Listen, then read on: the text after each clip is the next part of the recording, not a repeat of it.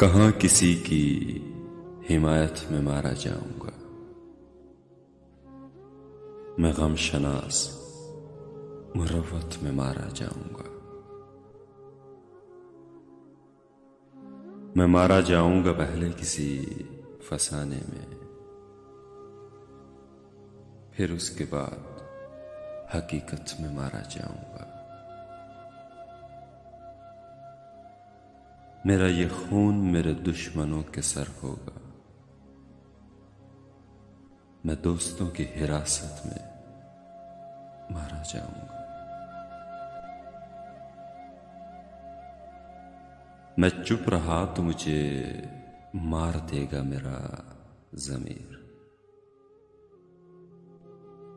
गवाही दी तो अदालत में मारा जाऊंगा। बस एक सुलह की सूरत में जान बख्शी है, किसी भी दूसरी सूरत में मारा जाऊंगा। नहीं मरूंगा किसी जंग में, ये सोच लिया मैं अब की बार मोहब्बत में मारा जाऊंगा।